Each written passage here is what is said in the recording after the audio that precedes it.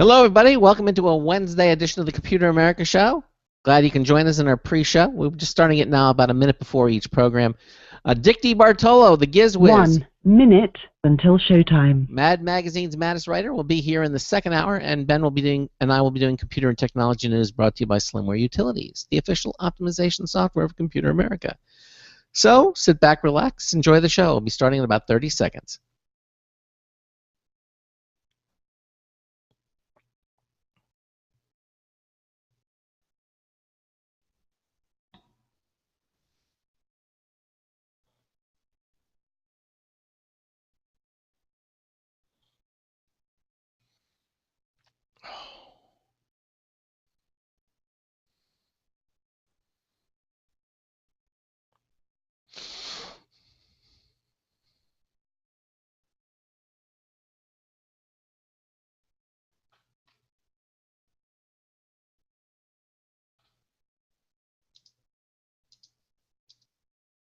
Your show will go live in 5 seconds. 4, 3, 2, 1. Broadcasting live, it's America's longest-running national radio talk show on computers, Computer America, hosted by national columnist Craig Crossman. Look for Craig's weekly column in your favorite newspaper. This show is being beamed nationwide at ComputerAmerica.com. Keep it here for technology news, computer products, guest interviews, and your phone calls. You're listening to Computer America. Hello, and welcome into the Computer America Show. It's the nation's longest-running, nationally syndicated radio talk show on computers. Computer America is heard around the world and coast to coast. And I'm your host, Craig Crossman. And I'm your co-host, Ben. And it is Wednesday, and it's going to be an enjoyable show tonight. In hour 2, Dick DeBartolo, the GizWiz, Mad Magazine's maddest writer. Been with How long has he been with Mad now? How many years? Oh, I want to say over 20. Over 20 years, 30-some-odd years, I think. He's going to be with us. If you've not heard Dick before, you're in for a treat.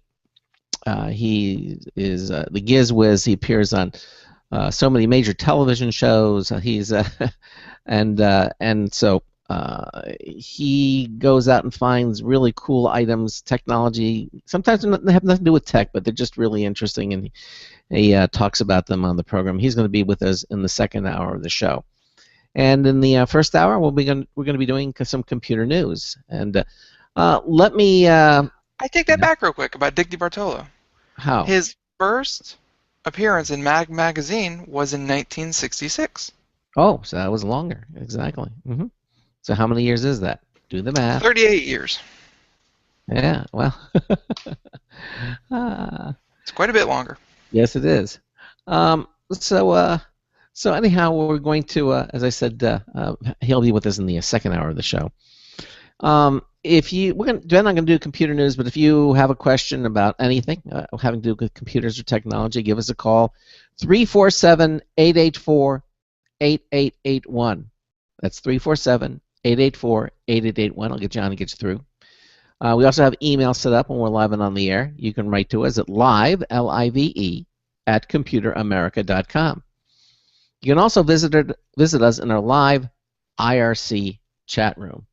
And again, I have to go look at our new homepage because it's brand new. It's only been up for 2 days. So check out our nice, new, spiffy-looking Computer America website, courtesy of my co-host and his brother, Aaron. By the way, Aaron received a new promotion, so welcome into the Computer America family. Our new web master / meister, I'm not really sure what the difference is. Aaron, yeah, Aaron is now our web meister. Well, you know, a webmeister is a webmaster who drinks a lot of beer. Oh, that's good. It's a webmeister. Well, then that's him. That's him to a T. Then we're good. Okay, webmeister. So, so if you want to join us in our Computer America chat room, right there from the home page, you'll see Interact with the Show, and one of the first buttons there says Live Video and Chat. So just click that, and that'll take you to our chat room and live video page. The IRC chat room is the box to the left. Put in a nickname. That's the name you'll be known by when you go in there. You have to put in the little CAPTCHA number just to make sure they do that. I hate that, but they're making you do it. And to verify that it's you and not an automated system, click the Connect button, and your browser, you don't need Java anymore. That's why we're doing this. It's Java free. Your browser will bring you into the Computer America chat room, where you can participate with all of our fans, and Ben is in there and I'm in there. So it's just another way to interact with us here on the show. And again, it's an IRC chat room. You can download several different clients. You can use your web browser just as it is, but if you want, you can also download things like Chatzilla or HexChat. These are plugins to your browser. So when you launch the browser, it'll take it into its own window, and it formats it more nicely. It puts the users on the left side, and then you can see the chat, and it gives a little typing area, and it colorizes things, and it just formats things in a nicer way. So you can make it into a smaller window, and it doesn't really compete with your browser. So sometimes it's nice to put that. For Firefox, I think it's Chatzilla. On the Mac or Windows, there's I think HexChat. There's a number of them out there. Just look when you can. That's something else we should do. We should put a button on the chat room and live video page, because we used to do that so people can download plugins that will help them to format it. We should really put a Chatzilla button there, and a couple of ones there. I'm going to talk to Aaron about putting them on that page. I think that will just make things help. Okay, first thing, when do we have that? I do not remember that. And the second thing is, we could probably put that underneath the the free software. Okay, well, or if they click we'll just put a button there and let them click it, and it will take them to the free software page and those items there. We can do that too. Yep. Okay. We want to make it as easy as possible for them. So instead of putting them all there, we can put a button under there that will take them to the free software page that has all those clients. So we can do that.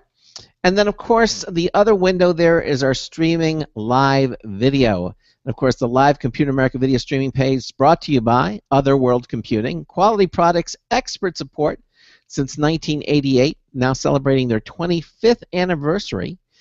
You can visit them at www.macsales.com for all your all your computing needs, really. And again, we want to congratulate them. They're really now an award-winning website. They just the other day, in the 12th Annual American Business Awards, OWC won in 2 categories for their do-it-yourself upgrade bundle for the PlayStation 4, and also the Envoy Pro solid-state drive storage solution. 4 is amazing. Basically, this is their 1.5 terabyte drive upgrade bundle for the PlayStation 4. So you get that 1.5 terabyte, 2.5-inch drive, 5400 RPM hard disk drive. You also get the Express USB 3.0 black enclosure for that drive. You get a 1 gigabyte flash drive and a screwdriver. You get everything you need for this upgrade. It's $159. That's it, $159 for a 1.5 terabyte drive for your PlayStation 4. Really slick. They won an award for that. Or if you want to, you can go for a 1 terabyte drive for $119.99, $115.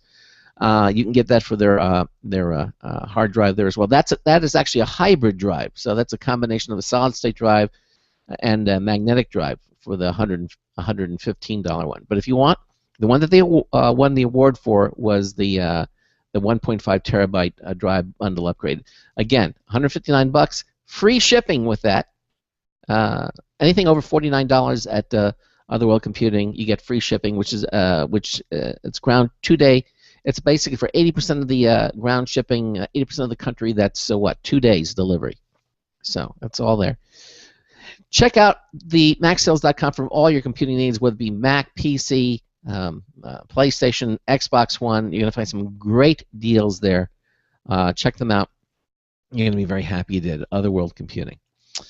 Okay, so I think that's everything at this time. Anything else you want to mention before we start doing some news, Ben? Yeah, one thing. Why did the computer crash? I don't know, Ben. Why did the computer crash? It had a bad driver.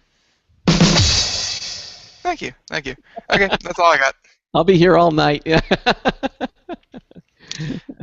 Okay, and what for you?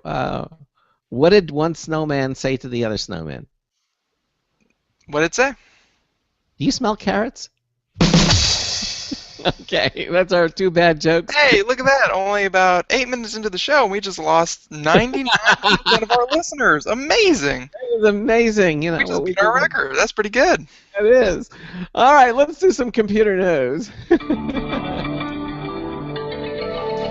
Tonight's Computer and Technology News is brought to you by SlimWare Utilities, the official optimization software of Computer America. You can visit them at slimwareutilities.com to clean, speed up, and optimize your Windows system for free. That's right, everything at slimwareutilities.com website completely free. It's not a freemium, it's not crippled in any way, and then after 10 days, no, none of that stuff. It's completely free. Even their backup software, their rec image software, all of it is free. Download all of them, keep them in your toolbox, use them when you need them or even when you don't need them, just to maintain things. They do exactly what they say they will do. Again, they're all free. You can't go wrong. Download them all. You'll be happy that you did, and you'll thank us for it. SlimWareUtilities.com. And our first story tonight is from Ars Technica. Evidently, again, more validation that Apple's wearable device will be revealed on September the 9th. This according to Recode. Once rumored for October, a watch with health home integration may come sooner than October. Recode is reporting that Apple will introduce a wearable device on the 9th of September alongside 2 next-generation iPhones. Such a device from Apple has been highly anticipated since the wearable market received newcomers from Samsung, LG, and Motorola.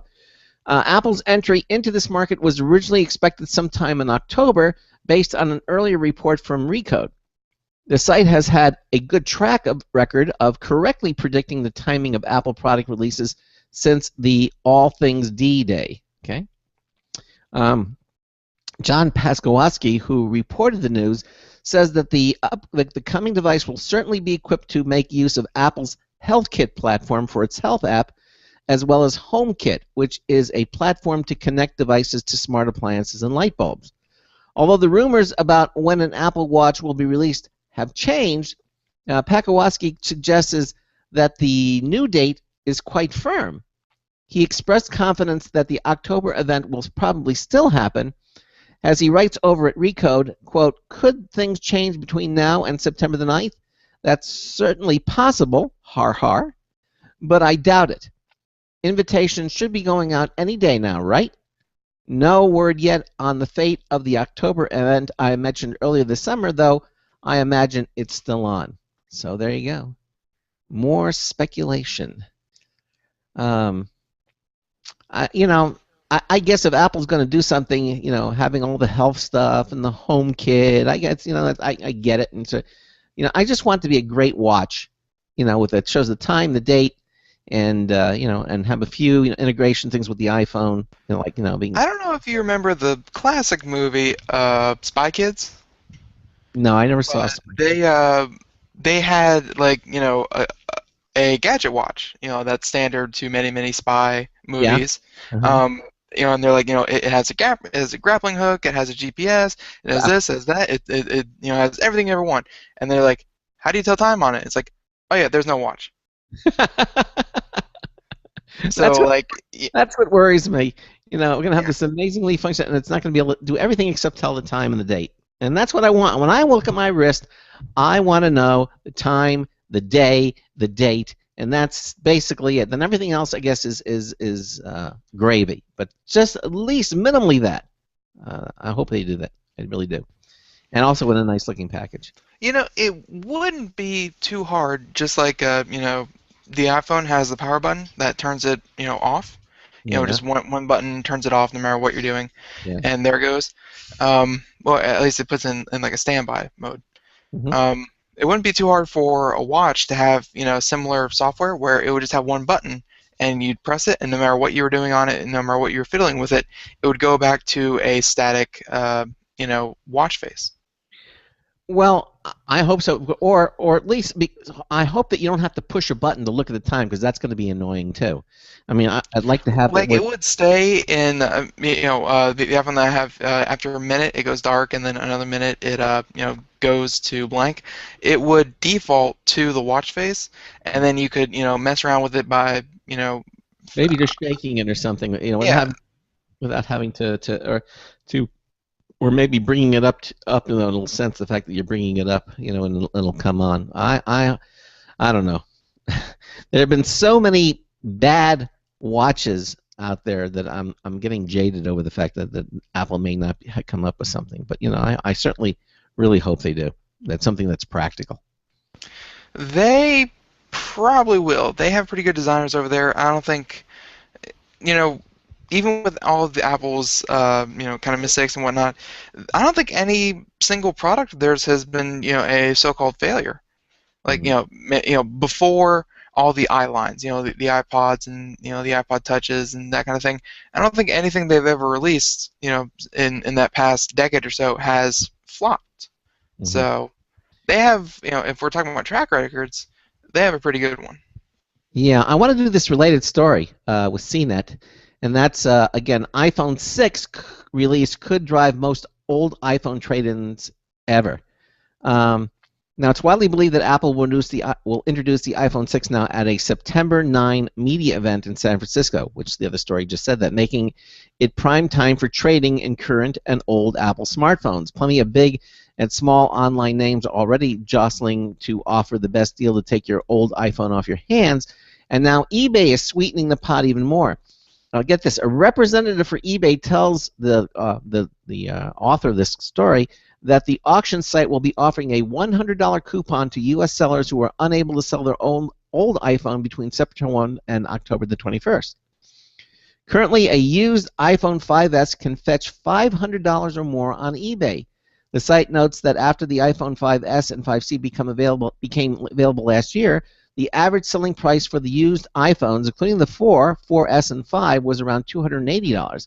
eBay also says the number of iPhone listings continue to increase with each new generation release. Trade-in site Nextworth is also expecting to see a boom in its business with the release of the iPhone 6. The company anticipates double the trade-in volume in the coming weeks as compared to last year's launch of the iPhone 5S and 5C. Nextworth's historical data shows a 105% increase in trades when Apple introduced a brand new numbered model, versus the less dramatic changes that accompany an S version. Now, to be fair, the introduction of Siri on the iPhone 4S was perhaps a bigger deal than the iPhone 5. Okay. Nextworth has a partnership with Target that allows people to trade in their old iPhones in exchange for a Target gift card. At the moment, you can hand over an old iPhone 5S in exchange for up to $259 so long as it's functional without a cracked screen. Glide.com, a kind of peer-to-peer hybrid of eBay and Nextworth, also told the author that it has seen iPhone-related traffic more than double from last year's lead up to the iPhone 5S and 5C launch. So if you're hoping to get the most for your old iPhone, there's no time like the present, especially this year when so many other used iPhones are hitting the digital streets. Glide currently suggests a sale price of $413 for a used Verizon 64 gig iPhone 5S, which is down from a price of $487 the site was suggesting just a week ago. Here's the thing, though. For example, I have an iPhone 5S, so I can get all this money for it, but then the problem is, what do I do until I get the new iPhone? It's my only cell phone. I can't just trade it in. I can only trade it in after I get, let's say, the iPhone 6. Then I have the extra phone, then I could sell it. So it's certainly not going to fetch as much money. At least I don't think so. When the new iPhone comes out? Yeah, when the new iPhone comes out. I mean, let's see. There was they just said the September 9th was for the digital trade-in. I'm sorry, September 9th was for the announcement of the new, iWatch or whatever Apple wearable device. That means. But also, they're saying the iPhone 6 is going to be announced on that day too. That's what I was going to get to. They're also going to announce it. So you aren't going to throw your phone away right now. You're going to wait until the announcement date, wait till it gets closer, and then switch over. Yeah, well, once I won't do it until I have an iPhone 6 in my hot little hand, because I need Let's the just say that, Craig, your fear shouldn't be just had by you. phone. It should be pretty much anyone who can, rub two brain cells together can say, well, if I get rid of my phone, I won't have a phone. That's right. So you can't do it. So That's right. many people, I'm sure, have had that same thought and said, you know what? I think like a sane person, I'll wait until I can get my new phone before I sell my old one. All right, that's all I'm saying. Just hold on to your phone until you get the one that's operational, a new one to replace it, and then you can switch it over. And that's and then sell it and see what you can get for it. Still be a lot of money, I would think. Certainly to offset the cost of the new phone, I would think. It'll take a good chunk out of it. Yeah. Especially the iPhone 5S. I mean, it's only one generation. I know it's a number jump. It's from 5 to 6, but it is just one generation. Yeah, it is. Okay. All right. Yeah. So I actually woke up this morning much too early. I have no idea why, and I woke up and I awoke to the world imploding. Oh, really? What happened?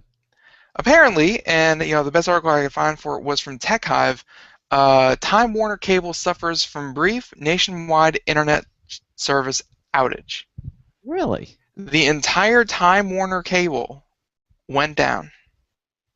Really? Yeah. So an issue with Time Warner Cable's internet backbone disrupted the company's internet and on-demand services on Wednesday morning. This morning, the company said. The disruption started at 4:30 a.m. Eastern. During routine network maintenance and affected all of the company's internet service subscribers, said the Time Warner Cable spokeswoman. She couldn't say what exactly caused the disturbance. The company is still investigating the cause of the problem. I'm betting someone spilled their coffee on the big router they have there and shorted it out. You don't have the entire Time Warner Cable service? Yes, they have one giant router there. It's just Time Warner Cable router. And so, quote, as of 6 a.m., most customers were back online, and as updates continued through the network, the vast majority should be up as of now. It's not clear how long it will take to restore full service to all customers. This article was written at 7 o'clock in the morning, so obviously it was still going on.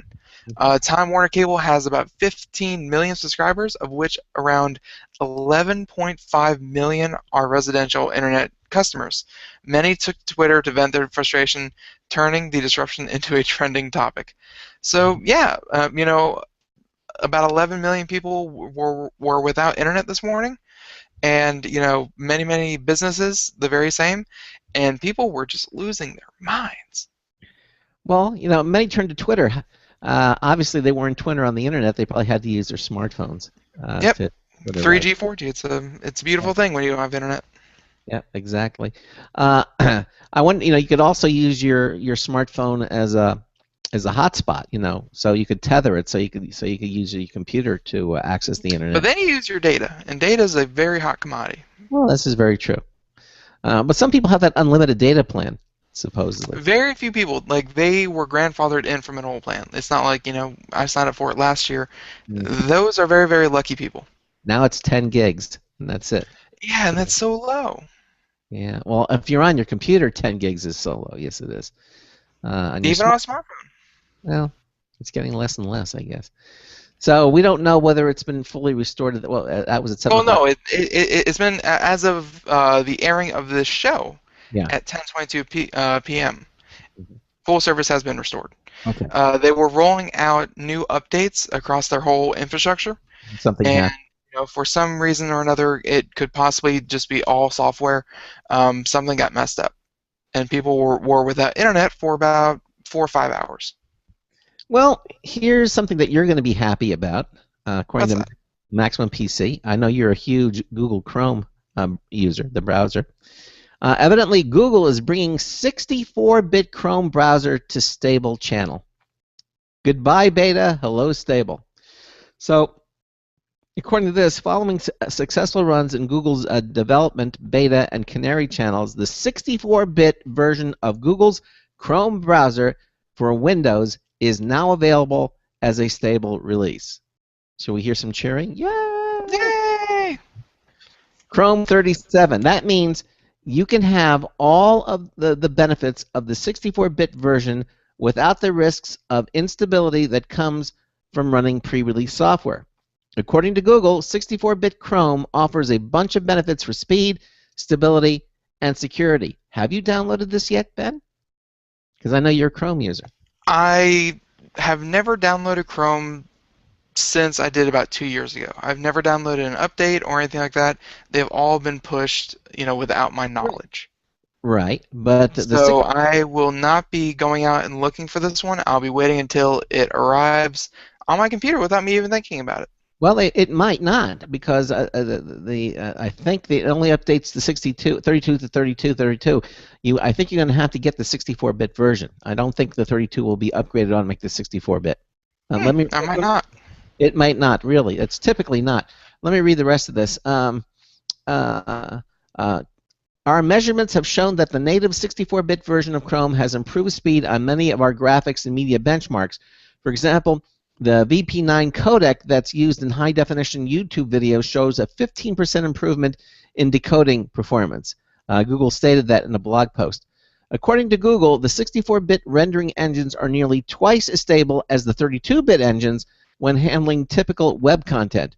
On top of that, security safeguards such as partition alloc are able to far more effectively defend against vulnerabilities that rely on controlling the memory layout of objects. In other words, 64-bit Chrome is pretty much better than the 32-bit variant in every single way. Be that as it may, the 64-bit will remain opt-in, Google said. There it is. See, it will not upgrade your 32-bit automatically. It has to be opt-in. You can download 64-bit Chrome, and they give you a link to do it there. So you're going to have to do that yourself. Your 32 will stay 32 until you get the 64-bit. Well, I'm sure at any rate that the 32-bit and the 64-bit will talk with each other, and so you'll be able to keep all your bookmarks and that kind of thing. Oh yeah, absolutely. You can transfer everything over, but you're going to have to download it. You're going to have to.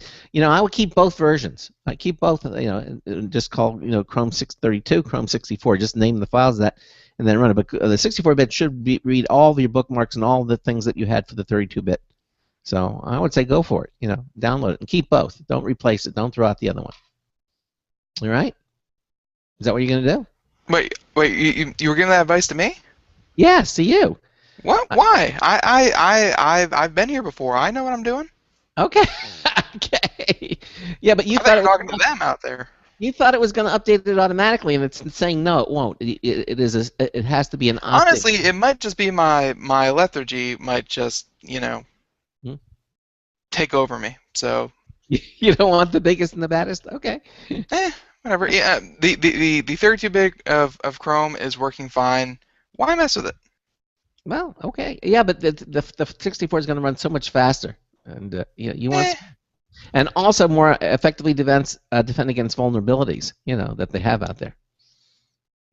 Yeah, I would go for it, but that's just me. All right. All right. Okay, go. So you are going to Chrome. Oh, so you're dropping Firefox. Good for you, Craig. I knew you'd come around. I didn't say that. Okay. That's what I heard. So yeah. Off technology, back onto high technology. Engadget.com, NASA's massive Space Launch System rocket is slated for a 2018 launch. It sounds like it's going to edge out the Google self-driving car, unfortunately. But, this is maybe arguably even cooler. So upstarts like SpaceX might get most of the attention, but let's not forget that NASA, the folks who actually put 12 guys on the moon, isn't done pushing to explore the heavens just yet. Case in point, the agency is working on a whopper of a rocket called the Space Launch System. Unimaginative, yes. That'll eventually propel a manned Orion capsule in Mars' direction, and officials just greenlit the massive booster for development. The formulation phase is over, folks. Time to build this crazy thing. There is, however, a downside. You see, the SLS was originally slated to make its first official test flight with an uncrewed Orion capsule in December 2017. But it's looking at this point like that the inaugural launch will actually take place on nearly a year later. Yeah, we can hardly wait either. But it's going to be a long while before all development and infrastructure fell into place anyways. NASA Associate Administrator Robert Lightfoot, cool last name, reaffirmed in a statement that we won't be flinging humans at the red planet until the 2030s. Okay. So that's that's NASA's deadline. Mm-hmm. And we've talked about sending people to Mars all this time. NASA, the people that we all look for, they're going to start sending people to space or to Mars in 2030. So it's up to SpaceX and other upstarts to beat that deadline and beat NASA to Mars. But is NASA going to do that one-way trip thing though, or they're planning to bring their people back? I think that's the difference. You never know. They might, they might have the same theory. It's, I know it stings to use the phrase cost prohibitive to bring human lives back, but if they're more inclined to set up a colony there rather than, hey, how about we send a guy, pick up some rocks, and bring him back? It could completely be a one-way trip. Well, listen. Other stories coming up is a $50 dongle that will tell you what's wrong with your car. Some of the stories they're going to be doing, and Microsoft is working on a fix to alleviate the Surface Pro 3 from overheating. All these stories and more coming up. This is the Computer America Show on the Boost Radio Network, the Blog Talk Radio Network, and the IRN Radio Network. Stay with us.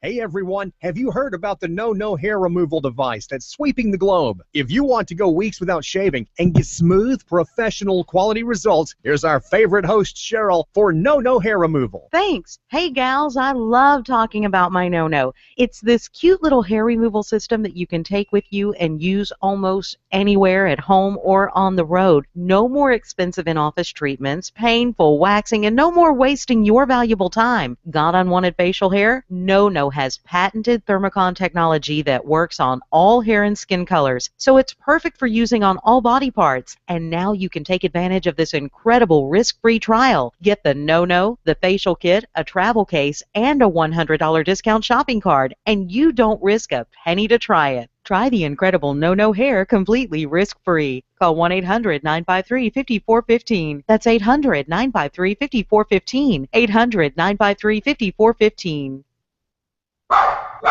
Looking for a best friend? Brother Wolf Animal Rescue has your best friend waiting just for you. The mission is to protect and enhance the lives of companion animals and the people who love them. Their no-kill rescue shelter is open year-round, making it easy for people to adopt their best new friend. This year, Brother Wolf will find homes for over 2,400 orphan dogs, puppies, cats, and kittens. All have ended up as an orphan through no fault of their own. Brother Wolf has created a safe, nurturing environment where these special animals can heal emotionally and physically until they find a lifelong home. Their life-saving transport program brings dogs and puppies from overcrowded shelters in the south to rescues in the north where homes are easier to find. Brother Wolf Animal Rescue is a 501c3 organization. To learn more about their life-saving work and to make a donation, visit their website at www.bwar.org.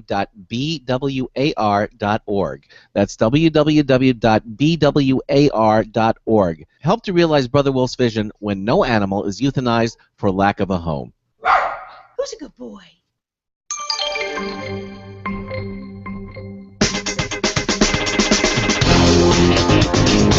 Hello, this is Marty Winston for Computer America with a News Tips Bulletin review of the Octa Tablet Tail Monkey Kit. I apologize, but when they get clever with naming things, you're just going to have to listen extra hard. The monkey tail is a stiff, rubber-shrouded, flexible pipe.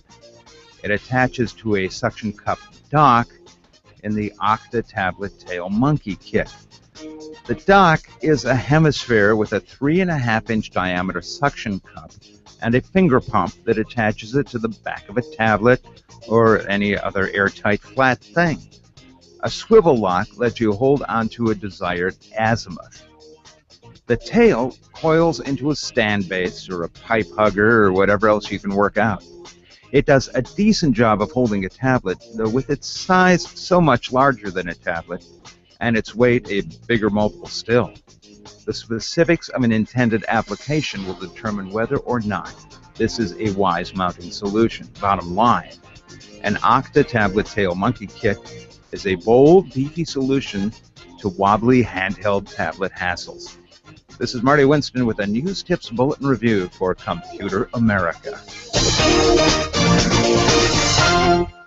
Welcome back to the Computer America Show. We usually have a guest on, and we never get a chance to talk about it. Have you actually checked out the Monkey Tail? No, I have not. You have checked it out. The one that he's talking about? Yeah. No, I didn't. Have you? Yeah, it's you know, I think he did a really good job of describing what it is, but you know, just from what I saw, imagine like a thick cord coming off the back of your the back of your tablet. Mm-hmm. Like a thick braided cord. Yeah, bendable. Yeah, and you know, it looks cool, if nothing else.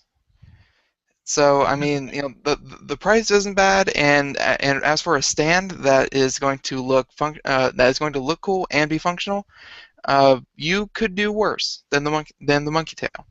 Do you have a link for it? You can put it in the website. We can check it out. No, I actually don't have a link for it. I just looked it up when he said what it was. But that is neither here nor there because Marty Winston had that covered. Yeah. So yeah. Craig and I are doing computer and technology news while we don't have a guest in the first hour, and we're talking about everything from outages to space programs to Craig somehow finding the only Apple story in a jumble of 20 stories. 2 of them, as a matter of fact. Yeah. So yeah, we're kind of just doing all technology right now. So did you have one that you liked? Yeah. Yeah. Microsoft is working on a fix to alleviate the Surface Pro 3 overheating issues. Did you know there were overheating issues on the Surface 3? I didn't know. Everything's overheating. You know, first with the exploding power cables, and now exploding power cable. Okay. Well, evidently some Surface Pro 3 tablets are prone to overheating. A limited number of Surface Pro 3 owners have been reporting issues with their tablets overheating, even when running light tasks or simply sitting in idle. In turn, this has led to the cooling fan ramping up to excessive noise levels. Microsoft is aware of the overheating issue and has promised Surface Pro 3 owners that a fix will be issued as soon as possible. It's unclear if that means it will come on Patch Tuesday, which is September the 9th, before or after. One user on the Microsoft discussion forum said he went through 4 Surface Pro 3 models, each with a Core i7 processor, and each one exhibited the overheating issue. 4 of them. According to his post, his Surface Pro 3 is the loudest thing in his office, even when running idle. At full bore, he says, the fan noise becomes ear-piercing and the heat produced immensely hot. In a statement to CNET, Microsoft said it's aware of a very small number of Surface Pro 3 Intel Core i7 devices that are temporarily restarting and incorrectly showing a thermometer gauge icon when attempting to boot up. The company said it has an update that will address the issue. At the same time, Microsoft was a bit standoffish about the complaints of excessive heat. Quoted, the i7 version of Surface Pro 3 is a first-of-its-kind tablet delivering i7 processing power in a thin and light package. As such, the increased power calls for the fan to spin more regularly and at higher speeds, and for the unit to run slightly warmer. If customers have any questions or concerns, they should contact Microsoft support. This according to Microsoft. Okay, well, there you go. Nothing in their literature that's saying that it was going to do that. Like here, you go for top of the line. You got the i7 and Microsoft. They're having a heating problem. Go figure. I think pretty much all of them are going to have heating problems. I mean, it's you can create the form factor. You know, technology, the processors and the graphics cards.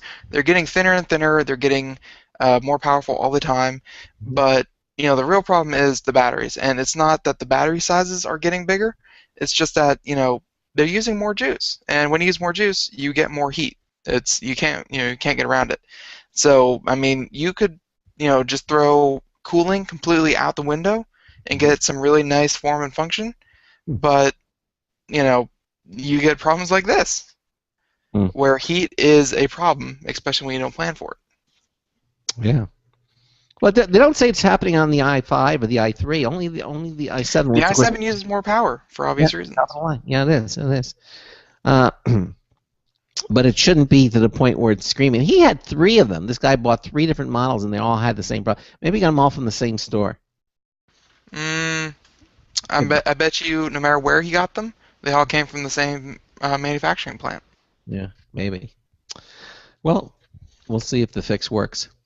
Yep. So, I actually have a story here. It's not one of the stories that we have listed there that I sent Craig. This one is actually a bit different. This is a trend that's going on, and I thought, people out there would, wouldn't mind hearing about it. Okay. You have a link? You have a link for me? Nope. I'm doing this all off the top of my head. Right. So, we've talked about streaming computer games, with between Raptor and Twitch and that kind of thing. We know it is popular. But did you know that there is a prank out there that is happening that is causing a lot of problems? A prank? Yeah, a prank. Okay. And the prank happens whenever someone identifies where they're streaming from, or either finds their house or place of business, wherever they are currently. And the prank is, and I put emphasis on prank because it might not be, is that they'll call into the area where they are. Like, let's say they're in, San Diego, California, and they know, approximately where they're streaming from. They'll call the local authorities there, and they'll give them an anonymous tip about, a terrorist, a bomb threat, or, whatever. And they'll actually get these guys swatted. That's the term, swatted, where they, the local law enforcement agency will send out a SWAT team to investigate, and live on, and usually on stream, they usually time it out right, so, when they're on doing their thing, streaming their video game, they'll be, there will be a SWAT team come in and, with automatic rifles, come bust down the door, charge in, take them down, put them into custody, and all while still on camera, they'll be, pretty much detained. That's more than detained. That's just by a SWAT team. Yeah. And then when they find out that they're not terrorists, what happens? It's I'm sure lots and lots of paperwork. You're gonna have to prove that you're not, anyone who they suspect that you are because of an anonymous tip, and all of the headache that goes through being, falsely arrested and accused of such a serious crime. So, it has hurt a lot of streamers out there who, are just playing video games, and then all of a sudden, out of nowhere, SWAT team comes in, busts down the door, guns at the ready, and, puts them into custody. Good grief. So, yeah, that's the newest thing going on with streamers.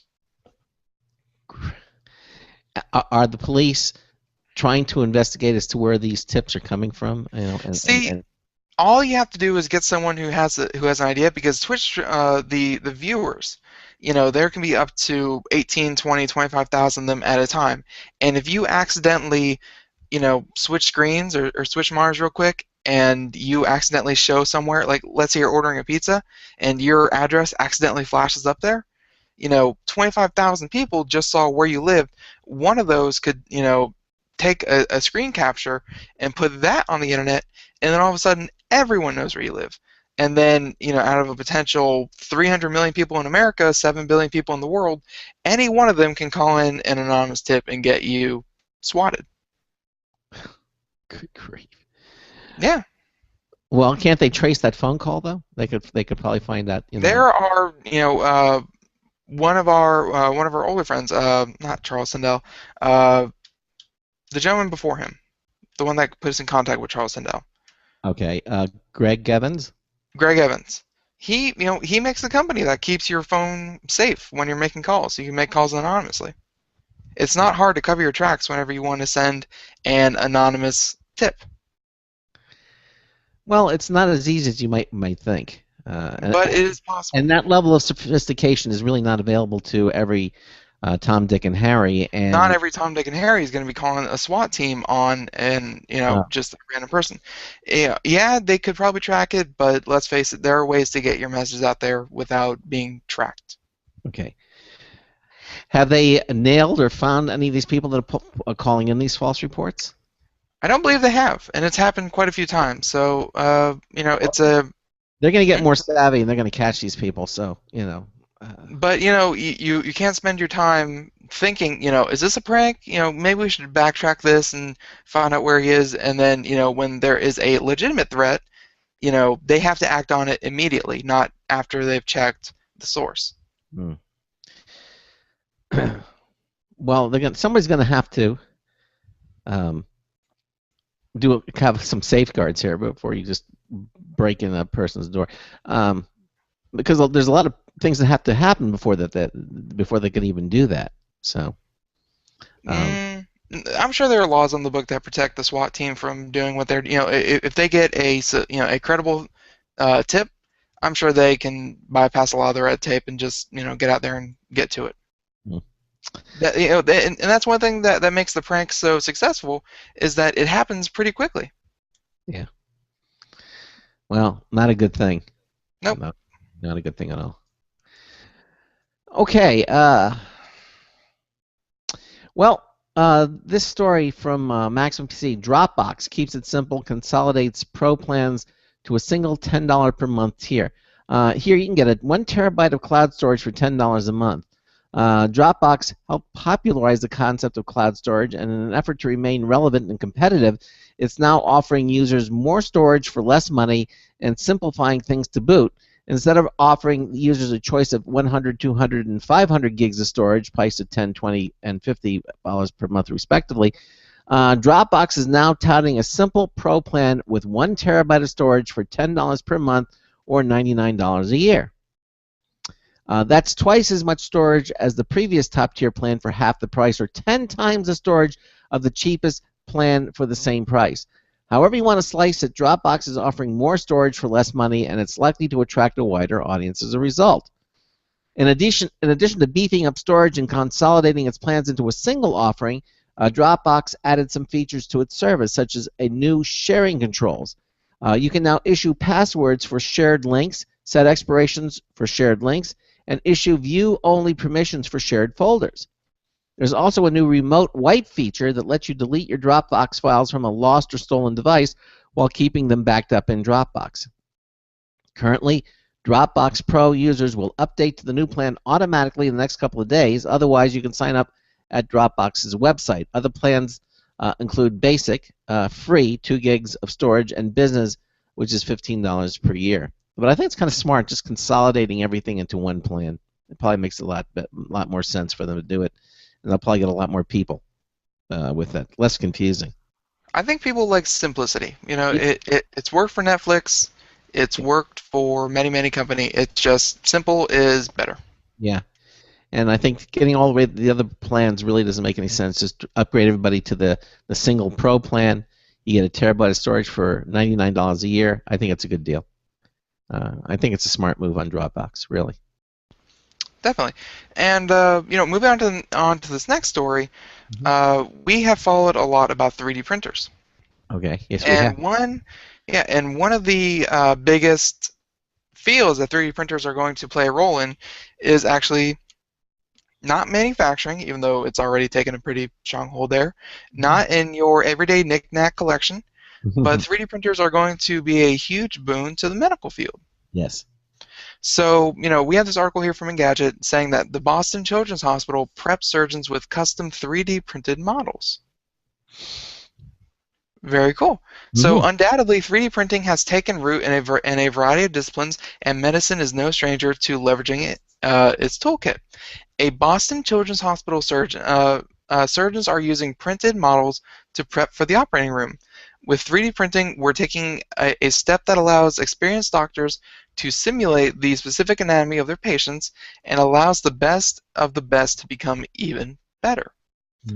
They're working on an in-house service that's capable of constructing the models in short order, using scans from the hospital's radiology department and a 3D printer capable of super high-resolution output, 16 microns to be exact, very accurate. The models allow the doctors to examine the details of a baby's skull or brain.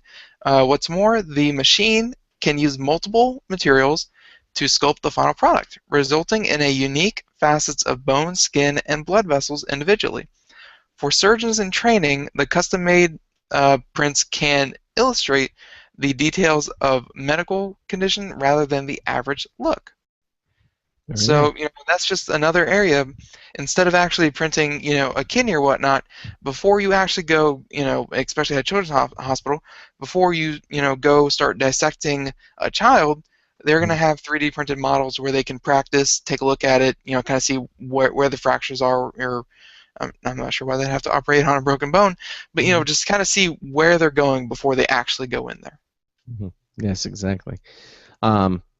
Again, and it's good practice for them, and even the people who are well trained, it says that makes them the better of the best of the best, even better. Yep. Yeah. Just another way that we're using 3D printing, to in the medical arena. We had that one guest on that was talking about 3D printing because they actually make 3D printers. He was not kidding when he said it's going to be as big of a revolution as the steam engine was. I mean, 3D printing is going to just affect every field. It's going to be huge. Yeah, exactly. Well, here's something that security people will like. This is from Popular Science. The rise of the crypto phone. According to the cell phones, just got a whole lot more secure. Between revelations of NSA spying and a sense that marketers and hackers are picking our digital pockets, we're all getting a little edgy about our cellular security, and hence the rapid growth of the crypto phone industry. Most of the handsets run on a hardened versions of Android that make privacy the default for app permissions and network connections. Wary users can also employ tools to convert voice or text messages into spy-proof gibberish. Freedom Pop, which is $189, uses a virtual private network, and the Silent Circle tool runs on 2 products released in June: the Black Phone, which is about $629, and the Virtu Signature Touch, which is a $10,800 phone with a silent alarm if you're kidnapped for ransom. That's right. I've heard of the Virtu. They sell for like over $10,000 per phone. The $3,500 GSMK crypto phone's firewall even blocks snoops that can impersonate cell towers. There you go. So there they are. If you want to pay for it, you certainly can get a lot more secure phone, but boy, are you going to pay for it. Expensive. Or you could just go with a burner phone and call it a day. Well, yeah, you could. But that can be expensive. I mean, finish a phone, then throw it in the garbage. Okay. Well, it's the cheaper flip phones that are still found in drugstores and things like that. That's true. But yeah. Okay. Greg, I'm going to do this article. You're going to watch the video while I read it, and we're going to talk about it. So this is the Asus teaser video reveals the name of its upcoming smartwatch, ZenWatch. Or did you already watch it? Yeah, this watch looks like a big clunky thing on your wrist. There's nothing sleek about this watch. But go ahead, do it. Apparently, as Greg says, it's very big and clunky. So, at any rate, it's not enough to announce your big new product at a huge trade show like IFA anymore. No, that's what everyone does. Savvy marketers pre-announce their products with teasers that tell you to get ready for the real announcement. Such is the case with the latest Android Wear watch from Asus. In a teaser video on YouTube, Asus dropped the name of his watch, ZenWatch, along with a note expected more on September 3rd at IFA's Berlin press conference. The video doesn't tell us much about the product, unfortunately. It's all close-up panning shots without the display turned on. It looks to have a brushed metal appearance and a rectangular display, but that's about all we can discern from the teaser video. Competition among Android devices is heating up. As you know, there's the Moto 360. There's the LG is expected to announce a G Watch, and there could be a couple others. So, even if Apple doesn't come out with one, though it sounds like they might, the marketplace is starting to get crowded. Before there was just the Moto 360, and now they're well. Before there was the Moto 360 and the Pebble Watch, if you could call the Pebble Watch a contender. The Moto 360 isn't out yet, but the Pebble Watch was really one of the first. Yeah. But now, it's getting to the point where you have choice now. Mm-hmm. Well, you might have a choice a bit amongst watches that you would never really want to wear. Oh, ow! Oh, what? Yeah. You haven't even touched these watches yet. I've seen them. And the only one that looks promising is the Moto 360. That looks fairly elegant, but. Craig. Yes. Ben. What do you do when you're trying to get to a conclusion, but there's a river between you and the conclusion? Get a paddle. You leap to it. Exactly. Craig is leaping to conclusion, folks. Yes, I am leaping to conclusions. Hey, look at this though. Same Tech Hive article, different article, but same from Tech Hive. Evidently, the Xbox One is going to have a new version. They're going to call it the standalone Xbox One Connect, due in October with a bonus game. Look at this one. This looks actually very, very nice. Poor Microsoft Connect. Microsoft's standalone sensor for the Xbox One boosted the console's price to unsustainable levels, prompting Microsoft to ditch it. But now it's back. They said today it will ship a standalone Connect sensor for the Xbox One on October the 7th.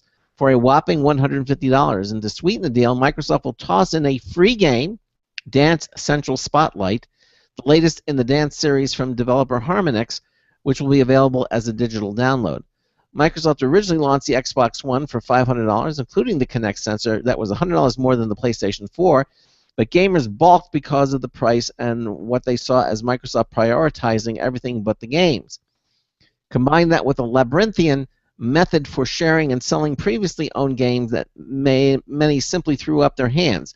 Microsoft mollified some by stripping out the Kinect as part of a June relaunch of the console for $399. Microsoft said sales doubled for the period immediately following that announcement. Keen mathematicians will note, however, that Microsoft's decision effectively priced the Kinect sensor at $100, not the $150 that Microsoft is now charging for the standalone sensor. That essentially forcing consumers to spend an extra $50 to buy a game they may or may not want. Microsoft's choice of which Xbox One bundle they choose, one with the sensor and one without, or even special bundles of the console with games like Madden 15. Billions of voice commands on the Xbox Ones have been issued by gamers since the launch, including presumably a few Xbox On commands issued by Breaking Bad actor and Emmy Award winner Aaron Paul. Time will tell if fans snap up the Kinect sensor. If not, developers will likely kill support for it in future games, creating a vicious circle that will doom the Kinect to the scrap heap. Fortunately, there's always Kinect for Windows, but that's not all that cheap either. So, still, it looks kind of cool. The standalone one. Yeah, Kinect. It looks kind of neat. Yeah, for sure. Although, you're going to need an Xbox with it. You do? Yeah. Yeah. I mean, it doesn't have a CD drive, so why would they put a game with it if you, couldn't use it? I don't think you need a CD drive anymore, right? All the games are downloadable now. Right, Ben? No, not for Xbox. You still have to go and buy the Xbox CD. Okay, but the PlayStation 4... And the PlayStation 4. They're all downloadable now. No. You don't need You have to go out and buy a CD. You do? I thought the whole idea behind them was that you didn't need the DVDs anymore. No. Okay. No, you have to go out and buy the CDs at GameStop and what have you. That's how you get it. I mean, sure, they have marketplaces where you can go download games and pay for them. There are many independent games that you can buy from that. And the Xbox has the arcade, whereas the PS4 I think has the marketplace. But for the most part, for the AAA games, you're still buying hard copies. Okay. Yeah. So, yeah, and unfortunately, it's like really, really close to the next hour where we're gonna have Dick DeBartolo with us, and we're gonna go over some of the cool gadgets that he found. But I found a cool gadget, and we won't have time to talk about it. But for anyone who's still interested, the Kickstarter is still up and running. It is the most funded Kickstarter in the history of Kickstarter. Really? What is it? It edged out the Pebble Watch. What is this is the coolest cooler, 21st century cooler that's actually cooler. Ah. It has currently raised, now it started with a goal of $50,000. It has currently raised $10,897,822. Oh my gosh. It is the most funded Kickstarter ever. And this thing comes with an 18-volt battery-powered rechargeable blender, removable waterproof speakers, Bluetooth speakers, USB charger, LED light, LED lid light, gear tie-down, cooler divider, cutting board, extra wide, easy rolling tires, integrated storage for plates and knives, and a bottle opener. You know, I could see a tailgate party, you know, a guy who was really into this, having one of these things, and anywhere you would bring a cooler, you would want the cooler. Yeah. This thing, this thing has it all. It has a blender, it has a bottle opener, it has lights, it has a USB charger. This thing is crazy. Yeah, it is crazy. All right. Well, and again, it's the most funded, the most funded project, and called the coolest. They start at about $185. So if you want to go out and buy one from the Kickstarter, or at least back it from the Kickstarter, it starts at $185. All right. All right, you're listening to the Computer America Show on the Blog Talk Radio Network, on the Boost Radio Network, on the IRN Radio Network. Dick DeBartolo, the GizWiz, Mad Magazine's Maddest Writer, is scheduled up next. We're going to break just for a few moments, and then we'll be right back. This is the Computer America Show on the Boost Radio Network, on the Blog Talk Radio Network, on the IRN Radio Network. Stay with us. Broadcasting live, it's the only national radio talk show on computers to air every weeknight. Computer America, hosted by national columnist Craig Crossman. The first hour's behind us, but there's still more of tech news, tech talk, and your phone calls. We're being beamed nationwide at ComputerAmerica.com. You got computer problems? Bring them on. You're listening to Computer America. Computers run the world, and we run computers. Call us or send us an email to live@computeramerica.com. Hello and welcome into Hour 2 of the nation's longest-running, nationally syndicated radio talk show on computers. This is the Computer America Show, and I'm your host, Craig Crossman. And I'm your co-host, Ben. And we are just getting into Hour 2 of the show. We had our computer and technology news brought to you by SlimWare Utilities. And again, if you missed any portion of the show, you can certainly listen to it again. We archive all of our Computer America shows at the Blog Talk Radio Network, and we have links to that. Again, our brand new website, ComputerAmerica.com. You can see all of that there. Again, thanks to everybody who's worked on that, Ben and his brother Aaron. It looks really nice, and I think everything that we need and everything we have is a lot more consolidated and.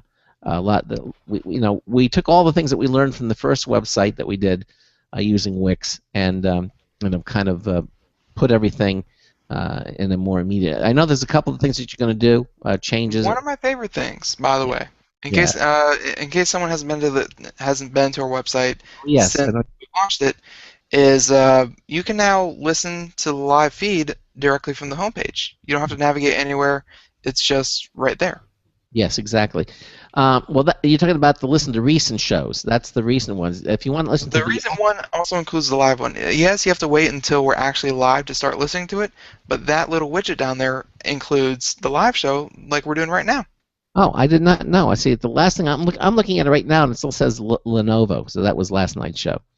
Okay. So, okay. But we do have a button that says Listen Live Now. You click that, and it'll take you right to the place where you can listen to the show live. Just listen to it. If you want to watch it, of course, our live video, the button is there too, so you can see the live video stream, which is brought to you by the World Computing. All right, well, let's get started. Dick and I was here with us, and let's get to it. He's known as the GizWiz. He's Mad Magazine's maddest writer. He's mad about gadgets, and he's here to share some of them with us tonight. He's an official Computer America correspondent who appears here on the show every last Wednesday of the month. Dick, welcome into Computer America. How are you, sir? I'm good. How are you guys? Doing good? Yeah, we're doing good. So, you know what? I know you were doing tech news, so yeah. I got this email 20 minutes ago, So I don't know. Maybe everybody knows it. Do you use Dropbox? Yes, we just announced it, that they went to the All Pro plan. That it's 10 times the space. Yeah, it's funny. I finally ran out of space last week, and I thought, oh gosh, $99. But now 1 terabyte. Yeah. I'm gonna have to just make stuff so I can put it up in the cloud, just so I can use it up. Yeah, they're going to the Pro plan, as reported, and it's and everybody will be moved over to the Pro plan, and it's like, and it's less expensive, and you get more storage. With that much space, you can keep your originals and your backups in the same place. Wow, isn't that going to be safe? Yeah, convenient. It's a smart. Well, wait a minute, they're not doing away with the free plan, right? No, they still have the free plan. Oh, yeah, okay. but all the paid plans now they're bringing it down into one paid plan, which makes a lot of sense. Okay. Did you say they reduced the price? Yeah, I think you get more storage for less money on a yearly basis. That's what they're doing. Okay. Oh, I thought, according to this email, it was the same price but 1 terabyte. It is a terabyte, but I think that I'm pretty sure that they said, well, it may be the same price, but you're getting a lot more storage. Yeah, tons more. Tons more. Exactly. Anyway, okay, so you already knew that. Yeah. Well, yes, we're the cutting edge show. We have all the latest news and technology. That's what we do. And wow. Yeah, and and now, of course, you're going to tell us all the cool things. Now, if you want to follow along with us, it's real simple. Just go to computeramerica.com and go to our show notes page. It's right. Well, when you go to our home page, right there on the home page, you'll see a button that says Show Notes. And when you click on that, it'll open up another window, and you'll see today's show, which is the 27th of August. And you'll see Hour 2, Dick DeBartolo, the GizWiz. And if you click on the GizWiz right there, it'll take you to the special page that Dick has for our Computer America show. Or if you go to gizwiz.biz, just click on the logo there, the banner that says Non-Paid Lackey Fun on Computer America. That'll also take you to the same page, and then you can see everything that we're talking about. All the web links are there, and you can kind of follow along with us. So we're going to start out right now with better sound for your smartphone. Yeah, this is 2 things from a company called IK Multimedia, and cameras in smartphones have been getting better and better. I mean, they're really quite astounding, actually. Mm-hmm. And even if you're tempted to do videos with your cell phone, the sound is always lacking. Mm-hmm. And so IK Multimedia has a couple of microphones. One of them is called the iRig Voice. So this is a wired mic that will work with both iOS systems and Android phones. Mm-hmm. And they made it in black now, I guess because of the youth market. They're making it in 5 different colors. But it's very clever. So it plugs into the headphone jack and becomes the microphone for many apps, including their own free app. But so you can live monitor the side of the jack that you plug into your phone has another output for your headphones. Mm-hmm.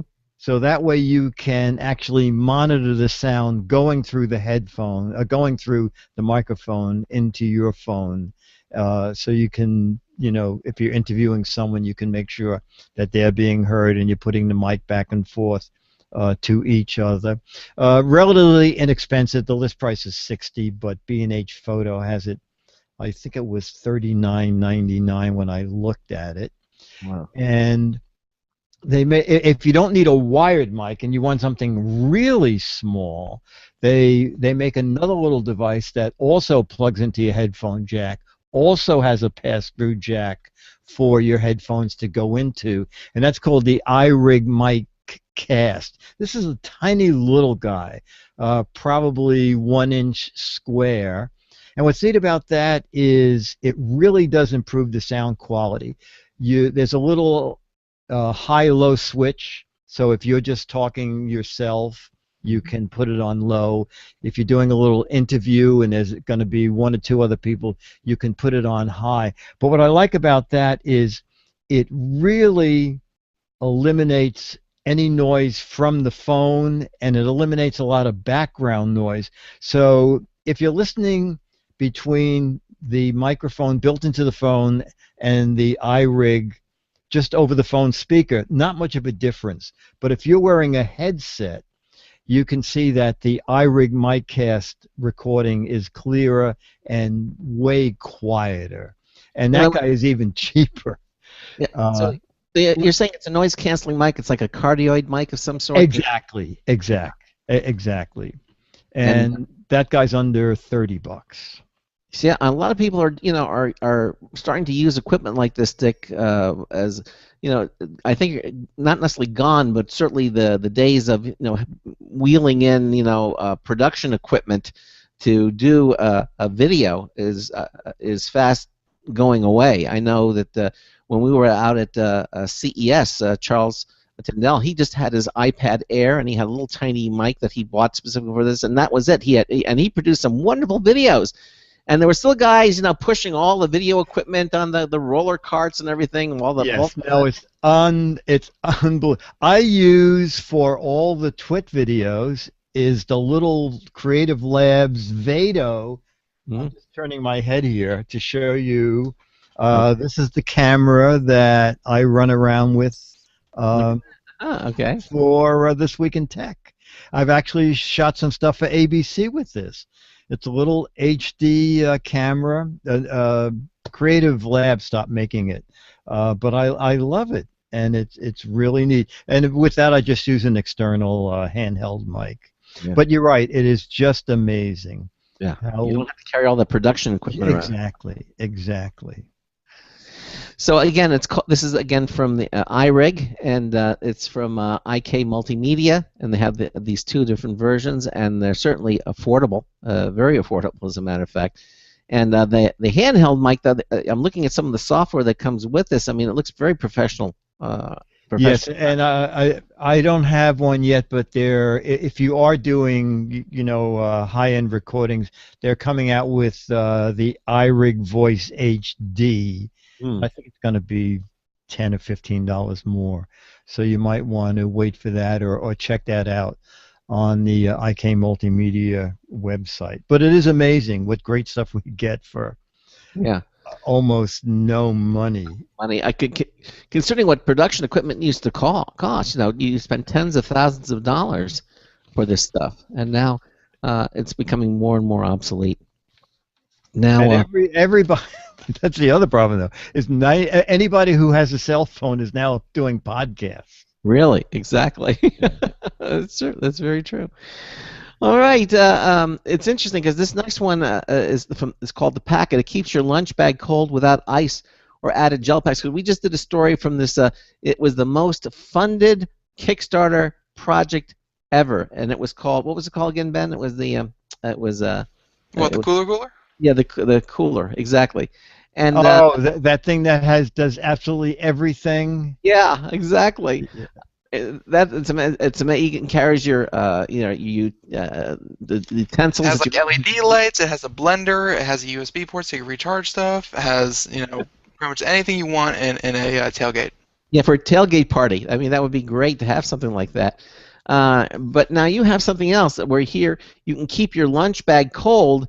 And you don't need any ice or added gel packs. Yeah, this is very clever. Two women invented this, and it's called Packet. And basically, it's a lunch bag where the bag is lined with gel between the fabric and the inner walls of the lunch bag. So what you do is the night before you're going to school or going to work, you just throw the whole bag folded up in the freezer. Yeah. And in the morning, you unroll it, just shake it, and it opens up. Drop in your sandwiches and your food. And the two mothers invented it because they wanted to be able to send healthier snacks with their kids, but they wanted vegetables and cheese and things to really stay fresh. Yeah.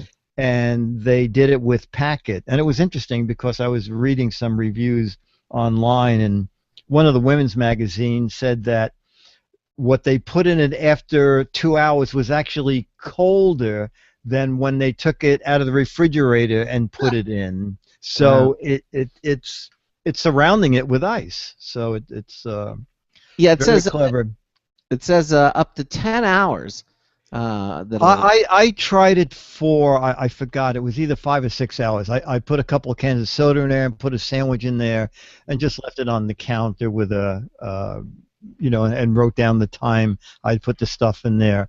And then when I opened it, it's cool in there. It's a very clever idea.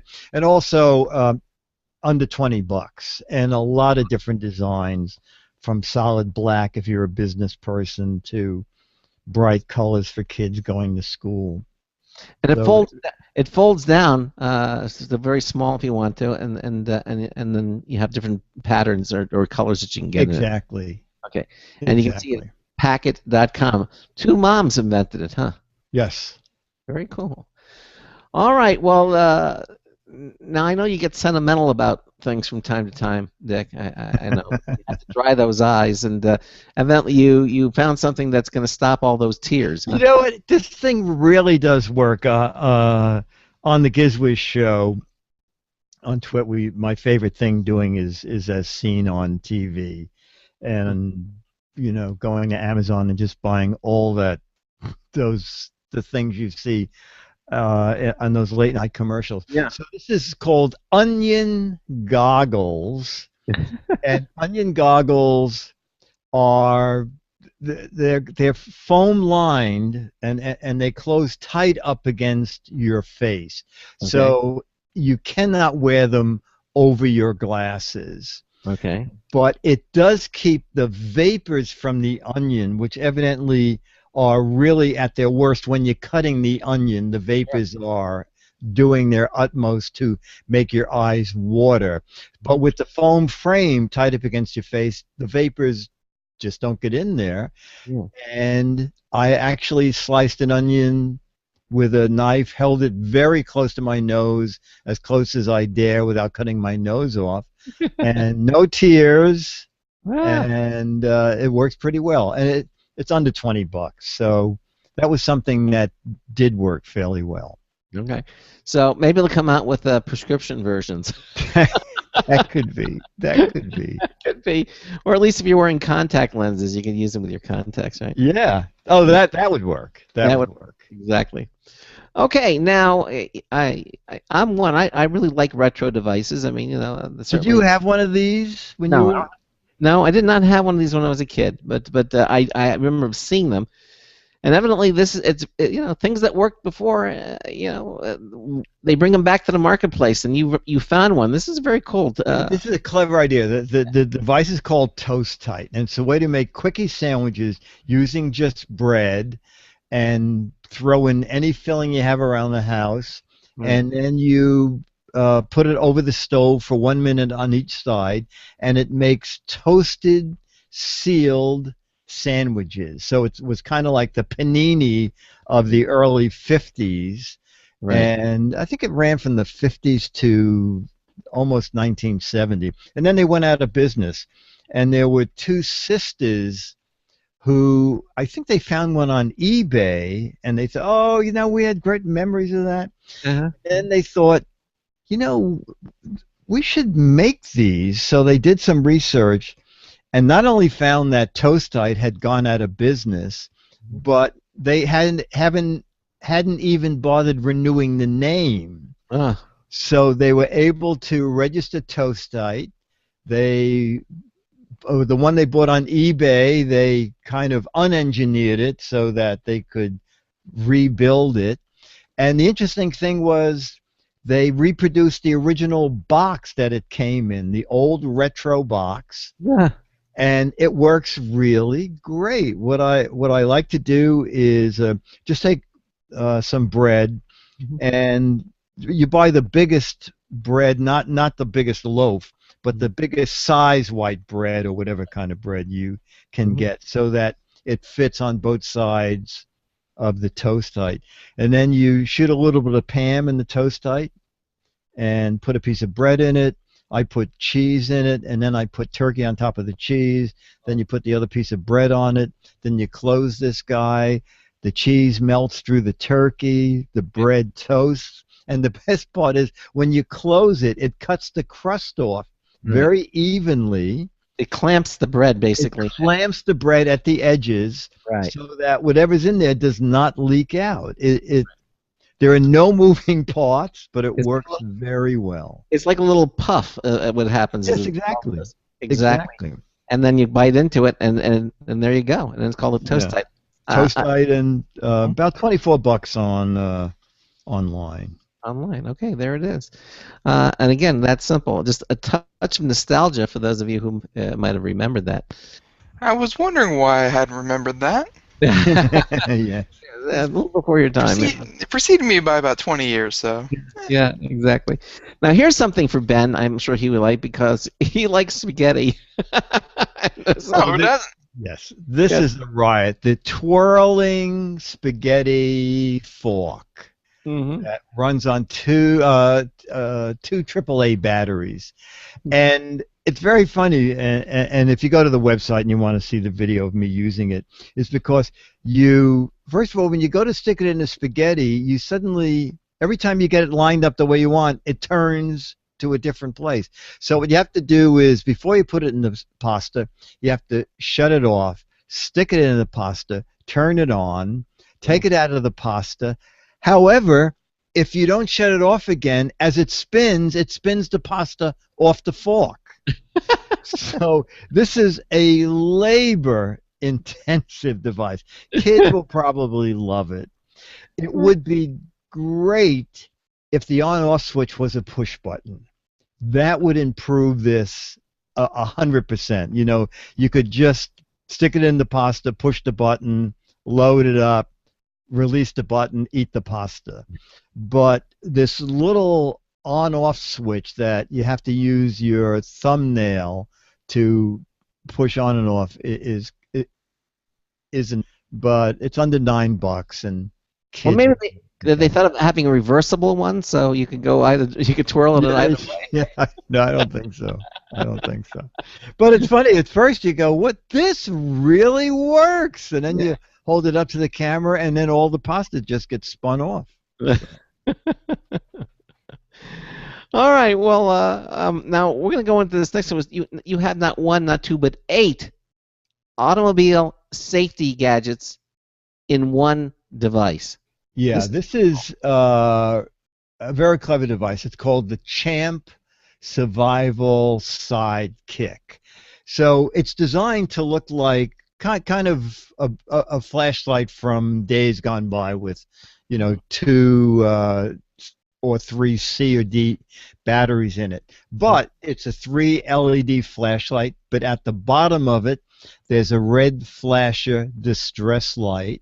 The very bottom of the flashlight is a magnetic base, so you can start that flasher and then stick it on the side of your car, assuming you have a parts of your car that are still metal. There is a USB port, so you can draw some juice from the rechargeable battery to keep your phone going. It's not going to fully charge your phone. Built in is a 500 milliamp battery. Okay. Then if that battery is dead and you still need to use your phone or the flashlight, there's a hand crank. So you can keep the light going or keep your phone going by cranking the handle. Mm-hmm. And let me see, did I miss anything? Oh, yes, 2 important things. The seatbelt cutter. Yeah. And also, people don't realize breaking the side window of a car. Not easy to do. Not easy to do. So this has a little sharp pointed device under a plastic cover so you don't cut yourself. Mm-hmm. So you can break the side window, cut the seatbelt, turn on the flashlight, make a phone call. There's even a compass. It even has a compass in it too. Yeah, the compass is a little Mickey Mouse compass at the very base. I don't think I mean, if you needed to know where north is, that'll be fine. But if you want to know the nearest Italian restaurant, this is not going to do it. What's the cost? It's under $25. There's also a similar model from the same company for about double the price, list price 60, sells I think on Amazon just a bit under 50. That includes NOAA radio and NOAA radio weather alerts. Oh, okay. So that is, if you do camping and stuff like that, it would be worth getting a NOAA radio version. Yeah. Nice. Have it all in one place. And it fits easily in the glove compartment too. So yes, absolutely. Yeah. That's a nice little unit. Okay. All right. Now we're going to talk about light bulbs, and this has always been my contention that the light bulb of the future is not going to be even a compact fluorescent light bulb, but LEDs, I think, are going to be the light bulb of the future. I think in the 10, 15 years, everything is going to be LED lighting because they're inexpensive to run, they last forever, and they now have dimmable versions and bulbs and all, and the prices are coming down. But that doesn't mean you can't still do some other very cool things with them, like, for example, adding color. Tell them this is really cool. This is great.